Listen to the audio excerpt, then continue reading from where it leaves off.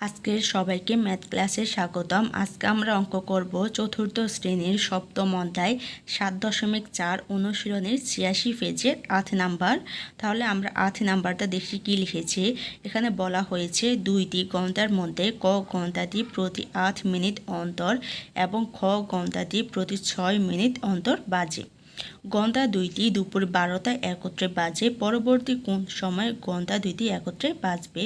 আমাদের এখানে পরবর্তী সময় বলা হয়েছে আর 12 দেওয়া আছে। তাহলে আমাদের 8 আর 6 লসাগু বের করতে হবে।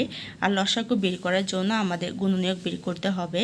তাহলে আমরা এখন 8 নাম্বার অঙ্কটা করব। তাহলে আমরা এখন লিখব 8 ও 6 এর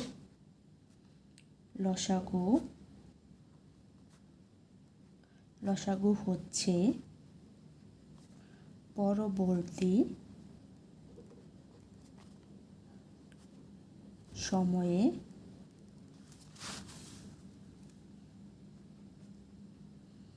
ঘন্টা দুইটি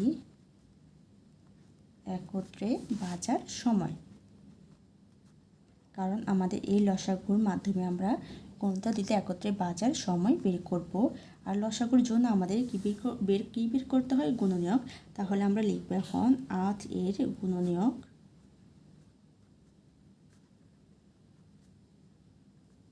হচ্ছে 8, 16, 24, 32। এগুলো তোমরা গুণ করে বের করতে পারো। আবার 8 এর সাথে 8 যোগ করে পরবর্তী সংখ্যা এইভাবে বের করতে পারো। 40, 48, 56, 64, 72, 80। তারপর আছে 6। আমি তারপর লিখব 6 এর গুণনীয়ক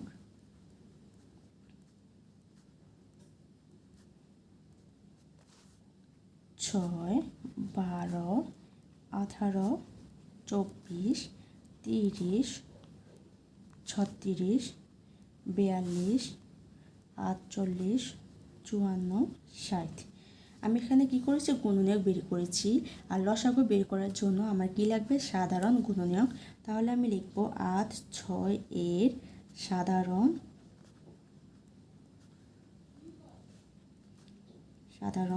গুণনীয়ক। সাধারণ গুণনীয়ক হচ্ছে আমার এই গুণনীয়কেরগুলোর মধ্যে যে গুণনীয়কগুলো মিলে। তাহলে দেখো এখানে 24 আছে, এখানেও 24 আছে, এখানে 48 আছে, এখানেও 48 আছে। তাহলে আমার 24 আর 48 হচ্ছে সাধারণ গুণনীয়ক। আর এখন আমরা কী বের করতে হবে? এখানে আমি লিখেছি লসাগু। তাহলে আমি লিখব 8, 6 এর লসাগু হচ্ছে আমার সাধারণ গুণনীয়কের মধ্যে যেটা সবচেয়ে ছোট, ওইটি হচ্ছে আমার লসাগু। তাহলে আমি লিখে ফেলব 24। তাহলে আমি এখন লিখতে পারি পরবর্তী সময়ে ঘন্টা দুইটি একত্রে বাজবে। আমি এখন সময়টা বের করব। দেখো এখানে আমাদের ঘন্টা বাজে দুপুর 12টায়। তাহলে আমরা 12টার সাথে লসাগু যত বের করেছি ওই সংখ্যাটা গুণ দিব। কারণ এখানে দেখো আমাদের ক ঘন্টা এবং খ ঘন্টা বাজে 6 মিনিট অন্তর। এখানে মিনিট দেওয়া হয়েছে। তাহলে 8 আর 6 লসাগু যেটা হচ্ছে আমরা ওইটাকে মিনিট ধরব। তাহলে দেখো আমার 12টায় বাজছে। তাহলে আমি এখানে লিখে ফেলবো 12টা। আর আমি এই যে এখানে যে জিনিসটা লিখেছি এটা হচ্ছে আমরা কি মিনিট। তাহলে এখানে আমি লিখবো 24 মিনিট। তাহলে এখানে আমরা যোগ করব। তাহলে আমার যোগ করলে করতে হয় 12টা 24 মিনিট।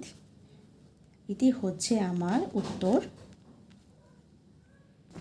দেখো এখানে আমাদের 9 নম্বরে বলা হয়েছে আমার কাছে 36 সেন্টিমিটার লম্বা ও 24 সেন্টিমিটার চওড়া একটি কাগজ আছে। আমি বর্গ আকৃতির কাগজ দিয়ে কাগজের পৃষ্ঠাটি রাখতে চাই। সম্ভাব্য সবচেয়ে বড় কাগজের বর্গটির বাহুর দৈর্ঘ্য কত? যখন তোমাকে সম্ভাব্য বা কোনো সবচেয়ে বড় বের করতে বলবে তখন মনে করতে হবে যে আমার এখানে গসাগু বের করতে হবে। আর গসাগু বের করার জন্য আমার প্রয়োজন হয় গুণিতক। তাহলে এখানে আমাকে 36 আর 24-এর গুণিতক বের করতে হবে। তাহলে আমি এখানে লিখতে পারি 36 ও 24 এর গসাগু হচ্ছে সম্ভাব্য সম্ভাব্য সবচেয়ে বড় কাগজের বাহুর দৈর্ঘ্য।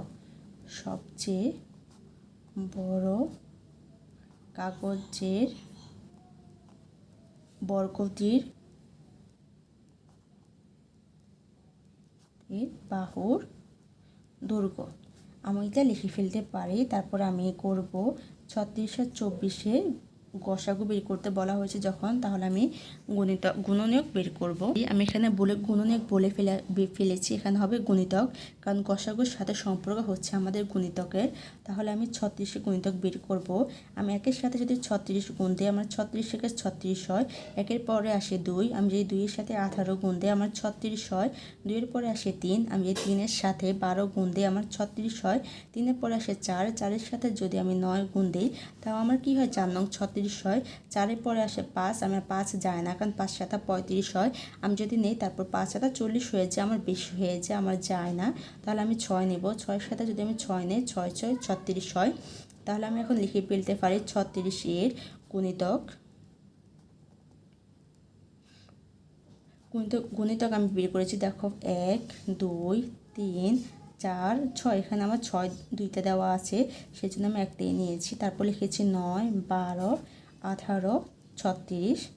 এখন আমি 36 বের করেছি, এখন আমি 24 গুণিতক বের করব। তাহলে আমি লিখে ফেলবো এখানে 24। একের সাথে যদি আমি 24 গুণ দিই তাহলে আমার 24 একে 24 হয়। একের পরে আসি 2, 2 এর সাথে যদি আমি 12 গুণ দিই আমার 3 12 12 দুগুণে 24 হয়। 3 কত হয় 12 দুগুণে 24। 2 এর পরে আসে 3, আমি যদি 3 এর সাথে 8 গুণ দিই আমার 3 8 24 হয়। 3 এর পর আসে 4, 4 এর সাথে যদি আমি 6 গুণ দিই আমার 4 6 24 হয়। এগুলোই হচ্ছে আমার গুণিতক। এখন লিখে ফেলবো আমি 24 এর গুণিতক। কত বের করেছি আমি, দেখো 1 2 3 4 6 8 12 24 আমি বের করে ফেলেছি এখন গুণিতক।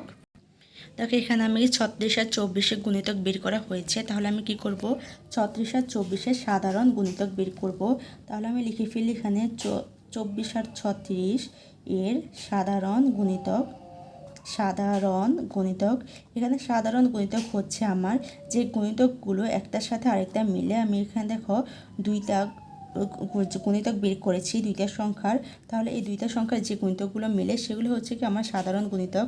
দেখো এখানে আমার 1 আছে, এখানে আমার 1 আছে, এখানে 2 আছে, এখানেও 2 আছে, এখানে 3 আছে, এখানেও 3 আছে, এখানে 4 আছে, এখানেও 4 আছে, এখানে 6 আছে, এখানেও 6 আছে। তারপর দেখো এখানে 12 আছে, এখানেও 12 আছে, তারপরে কোনো গুণিতক মিলে না। তাহলে আমি এখানে লিখে ফেলবো 1 2 3 4 6 12। 12 হচ্ছে আমার কি শেষ গুণিতক। আর দেখো আমাকে এখানে গুণিতক বের করা হয়েছে। আমি দেখো এখানে লিখেছি আমাকে কী বের করতে হবে, গসাগু। যখন আমার সাধারণ গুণিতক বের করা হয়েছে, এখন আমি 24 আর 36 গসাগু বের করব। তাহলে আমি লিখব 24 36 এর গসাগু। তোমাদের কাছে যদি আমার ক্লাসটা ভালো লেগে থাকে তাহলে আমার ক্লাসটা দয়া করে সাবস্ক্রাইব করে দিও। ধন্যবাদ। দেখো এখানে গসাগু হচ্ছে কি আমার সাধারণ গুণিতকের সব থেকে বড় সংখ্যা।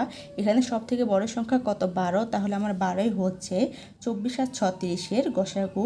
তাহলে আমরা লিখতে পারি, দেখো সম্ভাব্য, আমার প্রশ্নের সব থেকে শেষে লাইনে বলা হয়েছে যে সম্ভাব্য, দেখো এখানে আমি প্রথমে লিখেছি যে সম্ভাব্য সবচেয়ে বড় কাগজের বর্গটির বাহুর দৈর্ঘ্য। তাহলে আমি এখন লিখে ফেলবো সম্ভাব্য সবচেয়ে বড় কাগজটির বাহুর দৈর্ঘ্য। লিখবো আমি সম্ভাব্য সবচেয়ে। তোমাদের কাছে আমার একটাই অনুরোধ, তোমরা একটু দয়া করে আমার চ্যানেলটা সাবস্ক্রাইব করে দিও, কারণ তোমাদের একটা সাবস্ক্রাইব আমার জন্য অনেক কিছু। তোমাদের সাবস্ক্রাইবের কারণে আমি পরবর্তী ভিডিও তৈরি করার জন্য আগ্রহ পেয়ে থাকি। ধন্যবাদ। দেখো এখানে লিখছি বর্গটির, এখন কি লিখবো আমি, বাহুর দৈর্ঘ্য। এখানে আমি বাহুর দৈর্ঘ্য কত বের করেছি, দেখো গসাগুতে 12। তাহলে আমার এই 12 হচ্ছে কি বাহুর দৈর্ঘ্য। আমি 12 সেন্টিমিটার লিখে দিলাম। তাহলে আমার এখানে হচ্ছে 9-এর উত্তর শেষ, 12 সেন্টিমিটার। আজকে ম্যাথ ক্লাসে থাকার জন্য সবাইকে ধন্যবাদ। এখানে আজকে ক্লাস শেষ। দয়া করে আমার চ্যানেলটা সাবস্ক্রাইব করে দিও। ধন্যবাদ। বাই।